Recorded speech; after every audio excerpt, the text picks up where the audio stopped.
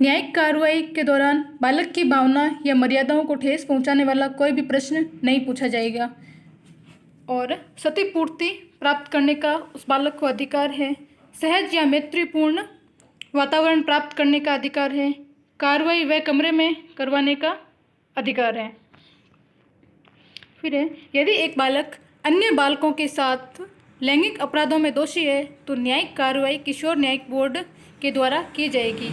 यदि बालक दोषी पाया जाए तो उसके खिलाफ निम्न आदेश पारित किए जा सकते हैं, जैसे कि समझाइश व उचित सलाह देना, अच्छे आचरण की सलाह देना एवं समूह वार्ता में भाग लेने का आदेश देना, न्याय संगत सेवा करने का आदेश देना, सुधार गृह में भेज देना और सशर्त रिहाई का आदेश देना।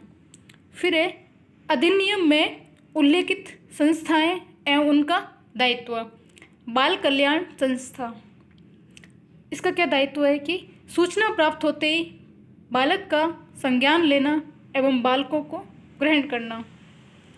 मतलब इसमें कुछ ऐसी संस्थाएं हैं जो बालकों के कल्याण के लिए काम करती है। उसमें जो बाल कल्याण संस्था है वो है कि अगर उसको कहीं से सूचना मिलती है कि बच्चे के साथ कुछ गलत हो रहा है तो वो भी उसका संज्ञान ले सकता है और बच्चे को अपने अंडर में ले सकता है। फिर है, अनाथ परित्यक्य एवं जो बच्चे छोड़े हुए हैं उनकी संपूर्ण कार्रवाई एवं जांच के बाद उनको मुक्त करने की घोषणा। फिर है, बालक को समस्त कानूनी सेवाएं उपलब्ध करवाना और धारा 17 के सभी मामलों की कार्रवाई करना। दूसरा है, केंद्र और राज्य सरकार की क्या दायित्व है, तो ये है विशेष न्यायालयों की स्थापना करना, फास्ट ट्रैक कोर्ट की स्थापना करना, अधिनियम में जो कमियां हैं उनको दूर करना और इस एक्ट के प्रति जागरूकता फैलाना और अधिनियम के बारे में प्रशिक्षण देना, ये सरकार का जिम्मेदारी है। फिर न्यायालय का क्या दायित्व है कि कार्रवाई को 1 साल में पूरा करे। ये बहुत इंपॉर्टेंट है कि जो कोर्ट है उनको ये जो कार्यवाही है वो 1 साल में पूर्ण करनी होगी एवं न्यायिक प्रक्रिया के दौरान मैत्रीपूर्ण व्यवहार उपलब्ध करवाएगा। इसमें ये नहीं है कि अगर किसी बच्चे के साथ गलत हुआ है तो कोर्ट उसी को ही फटकार लगाए, नहीं, बच्चे के साथ मैत्रीपूर्ण व्यवहार किया जाएगा। फिर बच्चों की मर्यादाओं को व्यवस्थित रखने का भी कर्तव्य है। पीड़ित के अधिकार का संरक्षण करना एवं त्वरित न्यायिक प्रक्रिया संपन्न करवाना। अब हम पढ़ेंगे पोक्सो एक्ट में किए गए संशोधन। 12 वर्ष से कम उम्र के बच्चे के साथ बलात्कार के अगर बालिका के साथ वो 12 वर्ष से छोटी है और उसके साथ बलात्कार होता है तो उसकी सज़ा फांसी है। और 12 वर्ष से अधिक तथा 16 वर्ष से कम उम्र की लड़की के साथ यदि कोई बलात्कार करता है तो उसको 20 वर्ष का कारावास, उम्र कैद या फांसी की सज़ा का भी प्रावधान है।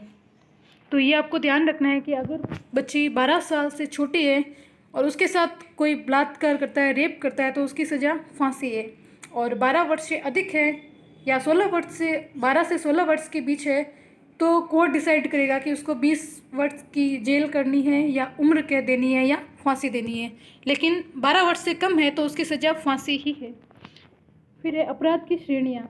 अपराध की अलग अलग श्रेणियाँ होती है, जैसे कि हमने पहले ही पढ़ा था कि जैसे महिलाओं के साथ घरेलू हिंसा भी हो सकती है या उनका देह व्यापार भी हो सकता है, उत्पीड़न हो सकता है, लज्जा भंग हो सकता है। तो वैसे अपराध की एक श्रेणियाँ होती है कि बालकों के साथ अपराध किस प्रकार से होता है। पहला है लैंगिक हमला। यदि किसी व्यक्ति द्वारा किसी भी प्रकार का शारीरिक यौन उत्पीड़न के उद्देश्य से किसी भी बालक के साथ दुष्कर्म का प्रयास करना, जब कोई व्यक्ति लैंगिक आशय से किसी बालक के निजी अंगों को स्पर्श करता है अथवा बालक से स्वयं के या किसी अन्य व्यक्ति के निजी अंगों को स्पर्श करवाने के लिए कहता है अथवा ऐसा करने का दबाव बनाया जाता है तो यह लैंगिक हमला है। इसमें क्या होता है, अगर आप किसी बालक को गलत तरीके से टच करते हैं या उसके द्वारा किसी को गलत तरीके से टच करवाया जाता है तो ये एक प्रकार का लैंगिक हमला है। इसमें इतना ही है। उसके बाद गुरुतर लैंगिक हमला। इसमें है कि जब यह कृत्य किसी लोक सेवक के द्वारा किया जाता है। अगर आप पब्लिक सर्वेंट है और उसके बावजूद अगर आप बच्चों के साथ इस प्रकार का कुछ करते हैं तो वो गुरुतर लैंगिक हमला माना जाएगा। इसमें क्या है कि लैंगिक हमला यदि किसी सरकारी विभाग के कर्मचारी द्वारा या चिकित्सक विभाग के अधिकारी द्वारा अथवा किसी भी प्रकार के सरकारी कर्मचारी द्वारा ये किया जाता है तो वो गुरुतर लैंगिक हमला कहलाएगा। उसके बाद है लैंगिक प्रवेशन। ये क्या है, यदि किसी व्यक्ति द्वारा अपना निजी अंग या शरीर का कोई अन्य अंग या कोई वस्तु बालक के मुंह, गुदा, मूत्रमार्ग या बालक के किसी अन्य निजी अंग में प्रवेश करवाता है तो ये लैंगिक प्रवेशन हमला कहलाता है। ये हम जो बच्चों के साथ जो अश्लील कंटेंट होता है जिसमें दिखाते हैं, इसको लैंगिक प्रवेशन की श्रेणी में रखा जाएगा। फिर है गुरुतर लैंगिक प्रवेशन। जब लैंगिक प्रवेशन हमला किसी लोक सेवक या सेवक द्वारा किया जाए तो उसे गुरुतर लैंगिक प्रवेशन कहा जाता है। ये कभी काफ़ी चर्चा में रहा था। एक जज जो था उसके द्वारा एक बच्चे के साथ गलत काम किया गया था तो वो उसको गुरुतर लैंगिक प्रवेशन में के अंतर्गत माना जाएगा। फिर है यौन उत्पीड़न। यदि कोई व्यक्ति लैंगिक आशय से बालक के साथ निम्न कार्य करे, जिसमें कि लैंगिक शब्द अथवा गाली का प्रयोग करना, बच्चों को पोर्न कंटेंट दिखाना या बच्चों की पोर्नोग्राफी बनाना, बच्चों की पोर्नोग्राफी से जुड़ी सामग्री ढूंढना अथवा देखना अथवा किसी अन्य व्यक्ति को भेजना, ये भी यौन उत्पीड़न में आएगा।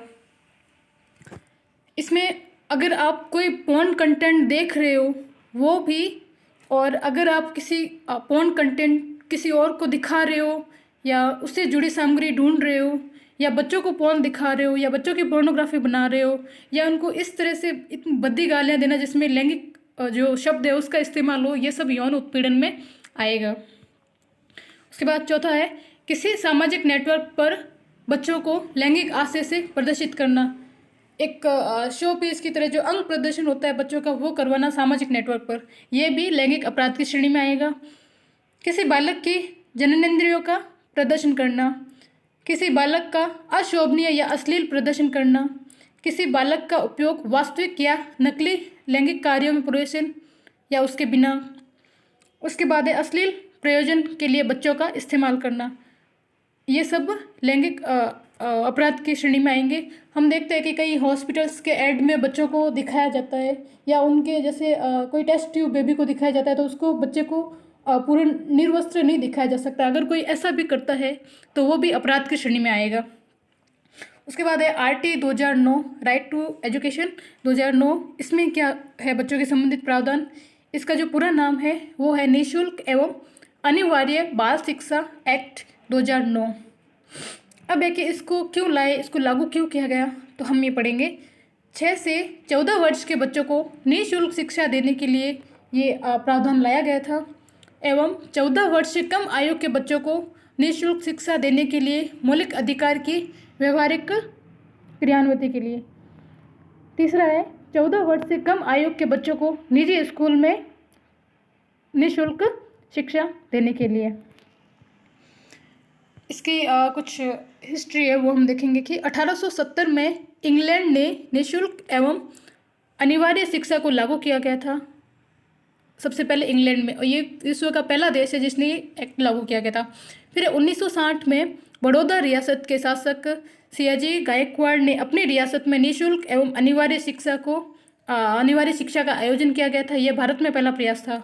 तो ये इम्पोर्टेंट है कि भारत में पहला प्रयास बड़ौदा रियासत के सियाजी गायकवाड़ द्वारा किया गया था 1960 में, और इंग्लैंड वह पहला देश है जिसने निःशुल्क एवं अनिवार्य शिक्षा को लागू किया गया था। भारत में पहला प्रयास बड़ौदा रियासत के सियाजी गायकवाड़ द्वारा। फिर है कि 1910 में गोपाल कृष्ण गोखले ने संपूर्ण भारत में निःशुल्क एवं अनिवार्य शिक्षा लागू करने की बात कही, जिसको अंग्रेजों ने अस्वीकार कर दिया था। फिर है 1 दिसंबर 2002 को 86वां संविधान संशोधन लागू करके शिक्षा को भारतीय के लिए 6 से 14 वर्ष हेतु मूल अधिकार के रूप में घोषित किया गया, जिसका उल्लेख भाग 3 अनुच्छेद 21 में है। अगर ये पूछा जाए कि शिक्षा का अधिकार कौन सा अधिकार में आता है तो ये आपका मूल अधिकार है, ये आपका मौलिक अधिकार है। 6 से 14 वर्ष के बच्चों के लिए शिक्षा मौलिक अधिकार है और इसका उल्लेख कहाँ है तो भाग 3 अनुच्छेद 21 में। फिर एक इम्पोर्टेंट फैक्ट है कि मौलिक अधिकार की व्यवहारिक क्रियान्विति के लिए RT एक्ट 2009 का निर्माण किया गया। भारत विश्व में 123वां देश था जिसने निःशुल्क एवं अनिवार्य शिक्षा का आयोजन किया है। ये इम्पोर्टेंट है कि भारत 135वां देश है जिसने ये एक्ट लागू किया है 6 से 14 वर्ष के बच्चों को निःशुल्क एवं अनिवार्य शिक्षा देने के लिए। फिर है RT एक्ट की कानूनी प्रक्रिया। 20 जुलाई 2009 को यह बिल राज्यसभा में प्रस्तुत किया गया था। इसकी जो एक्ट को जो बनने की प्रक्रिया है, कानूनी प्रक्रिया, उसके बारे में पढ़ेंगे। 20 जुलाई 2009 को राज्यसभा में इसको पेश किया गया था। 4 अगस्त 2009 को बिल लोकसभा में पेश किया गया एवं 26 अगस्त 2009 को राष्ट्रपति महोदया श्रीमती देवी सिंह प्रतिभा पाटिल ने इस पर हस्ताक्षर किया था और 1 अप्रैल 2010 को निःशुल्क एवं अनिवार्य बाल शिक्षा एक्ट जो था वो संपूर्ण भारत में लागू किया गया। तो ये इम्पोर्टेंट है कि 1 अप्रैल 2010 को ये संपूर्ण भारत में लागू किया गया, लेकिन जम्मू कश्मीर एवं राजस्थान को छोड़कर। तो राजस्थान ने इसका जो इसको लागू किया था इसके जस्ट 1 साल बाद 1 अप्रैल 2011 को। और क्योंकि राजस्थान ने इसमें कुछ आवश्यक संशोधन किए थे और जम्मू कश्मीर क्योंकि उसको कुछ स्पेशल प्रोविजंस दिए गए थे उस टाइम, इसलिए वहाँ पे लागू नहीं हो पाया। फिर है कि राजस्थान ने इसको किस नाम से लागू किया था? राजस्थान निःशुल्क एवं अनिवार्य शिक्षा एक्ट, शिक्षा अधिकार नियम 2011। और राजस्थान में कब लागू हुआ? तो 1 अप्रैल 2011 को, ये आपको याद रखना है। इसमें कि एक इम्पोर्टेंट फैक्ट है कि धार्मिक शिक्षण संस्थानों, मदरसों एवं ईसाई मिशनरियों पर आरटी लागू नहीं है। ये इम्पोर्टेंट है क्योंकि जो धार्मिक शिक्षण संस्थाएं हैं जिसमें अगर कोई मदरसा का संचालन कर रहा है या ईसाई मिशनरीज है उसमें आरटी लागू नहीं है। क्यों लागू नहीं है? क्योंकि इनके ये अपने जो एक अपनी संस्कृति विशेष की भी शिक्षा इसमें देते हैं और इनको कुछ स्पेशल प्रोविजंस दिए गए हैं, इसलिए ये इनको लागू नहीं करते हैं। फिर इसकी संरचना कैसी है? तो इसमें हम देखेंगे कि आरटी एक्ट में 7 अध्याय, 38 धाराएं एवं 1 अनुसूची है। ये बहुत इंपॉर्टेंट फैक्ट है कि इसमें आरटी एक्ट जो है वो है क्या। तो इसमें 7 अध्याय दिए गए हैं, उसमें 38 धाराएं हैं एवं 1 अनुसूची है। इसमें जो पहला अध्याय है, 7 अध्याय की हमने चर्चा की है, जिसमें पहला अध्याय है आरटी एक्ट की प्रस्तावना। मतलब आरटी एक्ट की प्रस्तावना क्या है? वो है जैसे हम भारत की प्रस्तावना देखते हैं शॉर्ट एंड स्वीट में लिखी गई है, वैसे आरटी एक्ट की जो प्रस्तावना है वो पहला अध्याय है। दूसरे अध्याय में आरटी एक्ट का विस्तृत उल्लेख है कि आरटी एक्ट में एक्चुअल में क्या है, इसके क्या प्रावधान है, वो अध्याय 2 में है। अध्याय 3 में है समुचित सरकार के अधिकारी वर्ग, माता पिता के अधिकार एवं दायित्व। अध्याय 3 में जो सरकार का जो बच्चों के प्रति बच्चों की शिक्षा संबंधित जो फर्ज है, वो माता पिता का क्या अधिकार है, क्या दायित्व है, क्या कर्तव्य है, इनके बारे में अध्याय 3 में लिखा गया है। अध्याय 4 में है विद्यालय के मानक, शिक्षक के अधिकार, दायित्व एवं शिक्षक की योग्यता। अध्याय 5 में है पाठ्यक्रम निर्माण करने वाले अधिकारियों के अधिकार एवं दायित्व। अध्याय 6 है बाल अधिकार संरक्षण अधिनियम 2005 का उल्लेख, जो बालकों के अधिकारों को संरक्षण देता है। ये अध्याय 6 भी काफ़ी इम्पोर्टेंट है। इसमें बताया गया है कि जो बाल संरक्षण एक्ट है 2005, इसका उल्लेख किया गया और बच्चों के क्या क्या संरक्षण के जो प्रावधान है वो इसमें बताए गए हैं। अध्याय 7 में है समुचित सरकार के अधिकार एवं प्रकीर्णन दिए गए हैं। सबसे छोटा जो अध्याय है वो पहला अध्याय, क्योंकि इसमें प्रस्तावना दी गई है। और जो सबसे बड़ा अध्याय है वो चौथा अध्याय है। उसमें ये दिखाया गया कि विद्यालय के कौन से मानक होंगे, शिक्षक के क्या अधिकार होंगे, क्या दायित्व होंगे और शिक्षक किसको बनाया जाएगा, शिक्षक की क्या क्वालिफिकेशन होनी चाहिए, वो इसमें अध्याय 4 में है। तो ये भी इम्पोर्टेंट है कि सबसे छोटा अध्याय कौन सा है और सबसे बड़ा अध्याय कौन सा है और कौन से अध्याय में क्या क्या लिखा गया है, वो भी आपको याद रखना है। उसके बाद जो 38 धाराएँ हैं उनके बारे में पढ़ेंगे। पहली धारा है उसमें आरटी एक्ट का विस्तृत उल्लेख किया गया है। जो दूसरी धारा है उसमें आरटी की शब्दावलियों का प्रयोग किया गया है। कुछ इनकी इंपॉर्टेंट शब्दावलियाँ होती है, उसके बारे में भी हम आगे पढ़ेंगे कि उनका क्या मीनिंग निकलता है, वो धारा 2 में बताया गया है। धारा 3 में है समुचित सरकार का यह दायित्व है कि वह निःशुल्क शिक्षा का आयोजन करे, यह बालक का अधिकार है। क्योंकि भारतीय संविधान ने 21 के तहत बच्चों को जो निःशुल्क अनिवार्य शिक्षा का अधिकार दिया है, उसका जो इम्प्लीमेशन है वो धारा 3 में है कि सरकार का यह दायित्व है कि वो बच्चों को निःशुल्क शिक्षा का, बच्चों के लिए निःशुल्क शिक्षा का आयोजन करे, क्योंकि ये बालक का अधिकार भी है, बालक का मूल अधिकार है। धारा 4 है यदि कोई बालक शिक्षा की मुख्य धारा से हट जाए तो स्थानीय प्रशासन, विद्यालय प्रशासन एवं स्थानीय अभिभावक समुचित व समन्वित प्रयास करते हुए बालक को मुख्य धारा में जोड़ने का प्रयास करे तथा बालक की आयु वर्ग के अनुसार उसको प्रवेश दिया जाए। हम ऐसे बहुत सारे बच्चे देखते हैं जो ड्रॉप आउट हो जाते हैं, तो उन बच्चों के लिए उनको वापस से कैसे शिक्षा से जोड़ना है, इनको वापस से कैसे स्कूल के लिए उनको स्कूल आने के लिए उनको प्रोत्साहित करना है, तो इसके लिए कौन काम करेगा? तो स्थानीय प्रशासन करेगी, विद्यालय प्रशासन करेगा, अभिभावक करेंगे, ताकि बच्चा फिर से जो मुख्य धारा में आए और उसको उसी के अकॉर्डिंग उसकी एज के अनुसार उसको कक्षा में प्रवेश दिया जाए। फिर है धारा 5, प्रारंभिक शिक्षा पूर्ण करने तक यदि कोई बालक अपने विद्यालय का स्थानांतरण के साथ बालक सभी अधिकारों का स्वतः ही स्थानांतरण हो जाता है आरटीई को छोड़कर। इसमें यह है कि अगर किसी बच्चे को विद्यालय से स्थानांतरण करना है तो बच्चा कर सकता है। इसमें क्या है कि यह धारा स्वयं का ही विरोध करती है।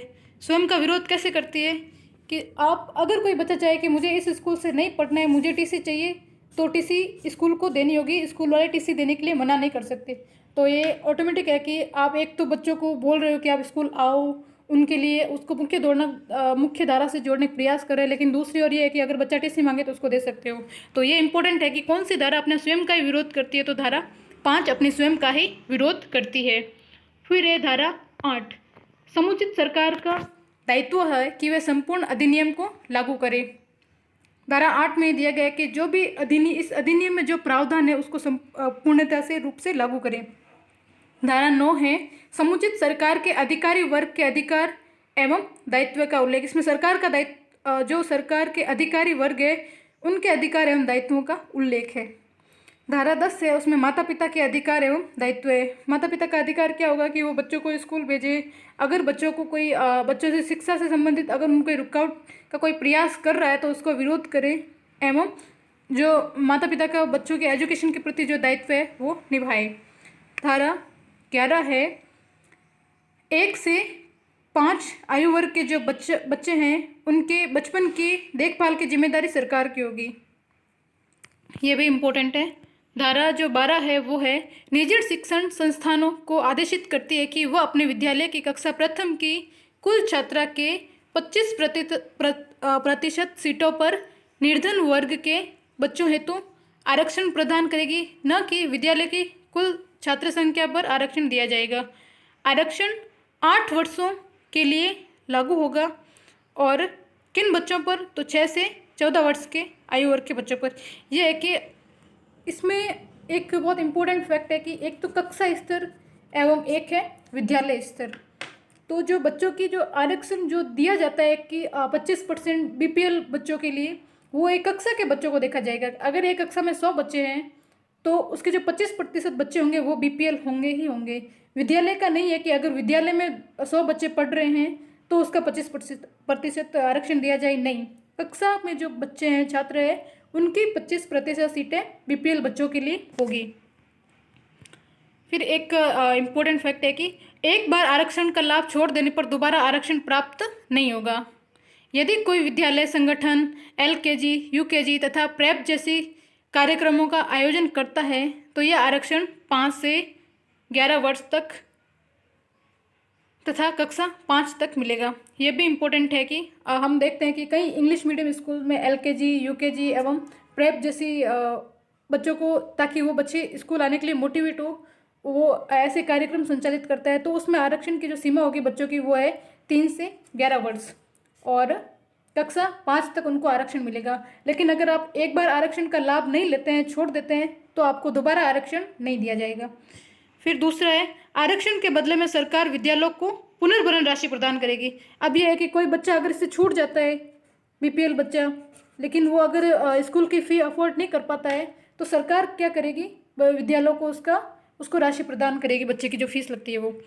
फिर है धारा 13, इसके अनुसार प्रवेश के समय किसी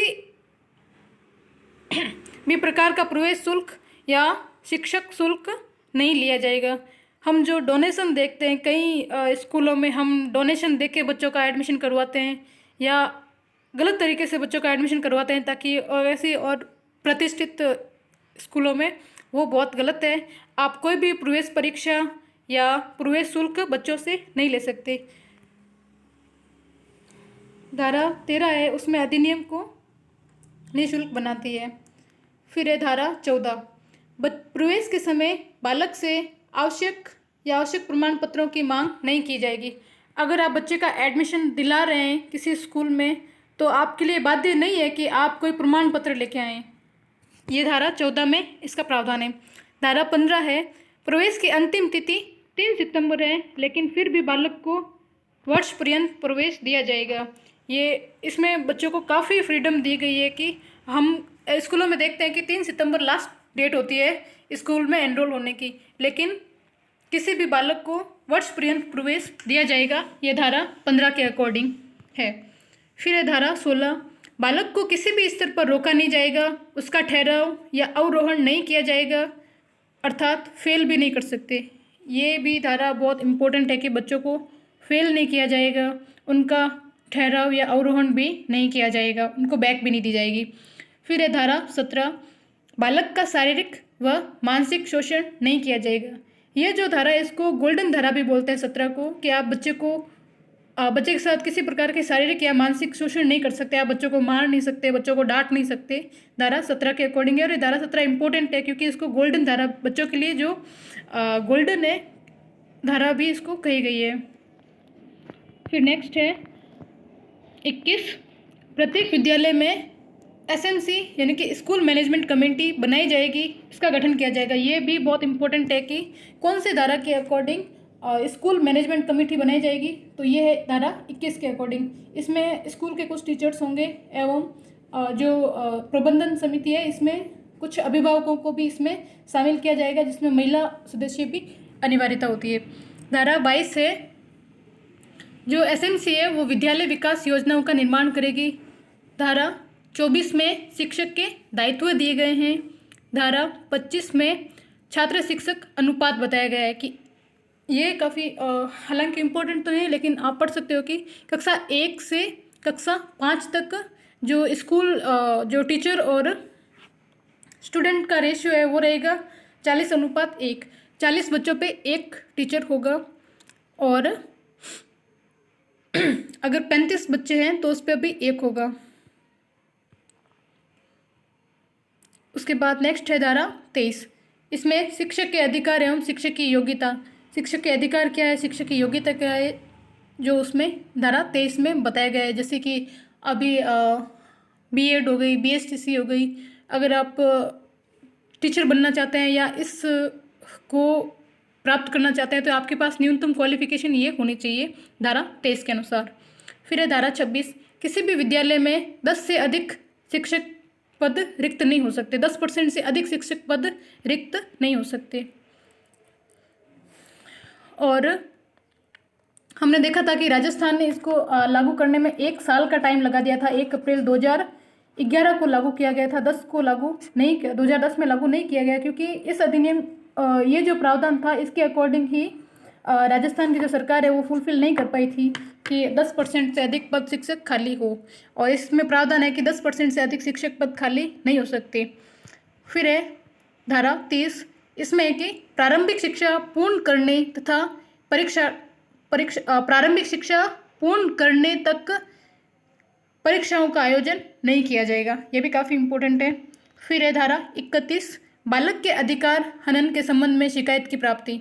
अगर बालक का कहीं उसके अधिकारों का हनन हो रहा है तो इसके संबंध में शिकायत की प्राप्ति की जाएगी धारा 31 के अनुसार। धारा 32 है, अधिकारी द्वारा शिकायत का सत्यापन, निदान एवं निवारण। जो भी वहाँ पे अधिकारी होगा उसके द्वारा शिकायत का सत्यापन किया जाएगा, उसका निदान किया जाएगा, उसका निवारण किया जाएगा। धारा 33 है, केंद्रीय सलाहकार परिषद का गठन जो बालक के अधिकारों को सुरक्षा देगी। धारा 34 है, राज्य सलाहकार परिषद का गठन जो बालकों के अधिकारों को सुरक्षा देगी। 33 में केंद्र सरकार जो अपनी एक सलाहकार परिषद बनाएगी बालकों के अधिकारों को सुरक्षा देने के लिए, और 34 में राज्य सरकार बनाएगी। फिर है धारा 35 से 38 तक, उसमें सरकार की धाराएं हैं जिसमें सरकार को अधिकार है कि वह संपूर्ण अधिनियम में परिवर्तन का प्रावधान कर सकती है। अच्छा, इसमें इस एक्ट में जो परिवर्तन है वो राज्य सरकार अपने अनुसार कर सकती है, जैसे कि राजस्थान ने अपने यहाँ किया है। फिर एक इम्पोर्टेंट नोट है कि किशोर न्याय अधिनियम 2005, इसमें क्या है कि बालकों की देखरेख एवं संरक्षण हेतु ये लाया गया था। इसमें कि सर्वप्रथम किशोर न्याय एक्ट 1980 में आया, जिसे 2000 में लागू किया था। इसमें 2006 एवं 2011 में संशोधन किया गया। 2015 में इस अधिनियम में पूर्ण रूप से इसको संशोधित करके बनाया गया। तो जो हम किशोर न्याय अधिनियम वर्तमान में जो देखते हैं वो है 2015 वाला। इसकी संरचना, इसका स्ट्रक्चर क्या है, इसमें 10 अध्याय हैं एवं 112 धाराएं हैं। ये जो एक्ट है इसकी नियमावली 2016 में आई थी। इसका उद्देश्य क्या है कि बालकों के साथ बढ़ती घटनाएं, जो हिंसक घटनाएं हैं, जो उनके लिए अपर्याप्त सुविधाएं हैं, उनके देखरेख एवं पुनर्वास की गुणवत्ता को कैसे बढ़ाया जाए, ये इस एक्ट का उद्देश्य है। और 16 से 18 वर्ष के बालकों में बढ़ रहे अपराधों की संरचना आदि को रोकना इसका उद्देश्य है किशोर न्याय अधिनियम 2015 का। और इसकी संशोधन नियमावली कब आई थी, तो ये आई थी 2016 में। फिर इस जो अधिनियम है इसका एक दायरा है, इसका क्राइटेरिया है, वो क्या है, इसके बारे में हम पढ़ेंगे। पहले इसकी परिभाषाएं जानते हैं कि मानवीय समाज में मानव के व्यवहार की औचित्य एवं अनुचित्य को निर्धारित करने के लिए राज्य सरकार द्वारा बनाए गए नियम को विधि कहते हैं। ठीक है। फिर इसके प्रकार कौन से हैं, विधि के प्रकार कौन से। प्राकृतिक विधि क्या बोलती है, वे नियम जो प्राकृतिक सिद्धांतों पर उचित एवं अनुचित आचरण के सिद्धांत प्रतिपादित करते हो उसको अप्राकृतिक नीति कहते हैं। जैसे कि नैतिकता, नीतिशास्त्र, ये एक इसमें ये माना जाता है कि कुछ जो नैतिक कर्तव्य होते हैं जो कई परिभाषित नहीं होते हैं, जो हमारी एक ड्यूटी होती है, मोरल ड्यूटी होती है, उसको प्राकृतिक निधि में माना जाता है। दूसरी है धार्मिक निधि। इसमें क्या है कि वे नियम जो धार्मिक मान्यताओं, सामाजिक प्रथाओं एवं परंपराओं के अनुसार बनाए जाते हैं उसको धार्मिक विधि कहते हैं। जैसे कि हिंदू विधि है, मुस्लिम विधि है, इसको हम धार्मिक विधि में पढ़ेंगे। तीसरा है आदेशात्मक विधि। ऐसी विधि जो राज्य के द्वारा लागू की जाती है अथवा राज्य सरकार द्वारा अध्यारोपित नियमों का समूह आदेशात्मक विधि कहलाएगी। चौथा है संवैधानिक विधि। नियमों का वह समूह जो संवैधानिक अधिसत्ताओं के द्वारा जारी किया गया है। और ये जो इनके नाम है उसके अकॉर्डिंग इनकी परिभाषा है, इसलिए इसको ज़्यादा डिटेल में नहीं पढ़ना है। फिर नागरिक विधि क्या है कि देश की व्यवस्थाओं के अनुसार देश में प्रचलित नियमों का समूह जो देश के नागरिकों के संबंध में लागू होते हैं उसको नागरिक विधि कहते हैं। जैसे कि सिविल जो कोड है वो है। फिर है अंतर्राष्ट्रीय विधि। इसके क्या मानक है कि जब विभिन्न देशों के प्रतिनिधि परस्पर संबंधों को स्थापित करने के लिए आपसी सहमति से नियम बनाते हैं, ऐसे नियमों का समूह जो समझौते के सभी पक्षकार देशों पर लागू हो उसको अंतर्राष्ट्रीय विधि कहते हैं। जैसे कि जो अंतर्राष्ट्रीय स्तर पर जो बालकों के लिए अगर कोई ऐसा कोई कानून बनाया जाता है और भारत इसका हस्ताक्षर करता है तो जो उसके अंतर्गत जो प्रावधान होते हैं वो भारत में भी समान रूप से लागू होंगे और विश्व के अन्य देश जो भी उन प्रावधानों पे अपनी साइन करते हैं उनके लिए भी वो समान होंगे। ये अंतर्राष्ट्रीय विधि में आता है। फिर है फौजदारी एवं दीवानी विधि। दीवानी मामलों में संबंधित नियमों का समूह जो दीवानी विधि एवं फौजदारी मामलों से संबंधित नियमों का समूह फौजदारी विधि कहलाते हैं। दीवानी मामलों से संबंधित अगर कुछ नियम समूह है तो वो दीवानी विधि एवं फौजदारी मामलों से संबंधित जो नियमों का समूह है वो फौजदारी विधि में आता है। आपराधिक मामलों से संबंधित मामलों को फौजदारी विधि कहते हैं एवं संपत्ति से संबंधित सभी मामले होते हैं वो दीवानी विधि में आते हैं। ये आपको याद रखना है कि जो क्रिमिनल एक्ट जो होते हैं मामले होते हैं उनको फौजदारी में एवं जो नॉर्मल प्रॉपर्टी संबंधित जो भी डिस्प्यूट होते हैं वो दीवानी विधि में आते हैं। अपराध में किसको माना जाएगा, तो यदि कोई व्यक्ति नियमों का उल्लंघन करता है तो ये इसका उल्लंघन करता है तो अपराध माना जाएगा।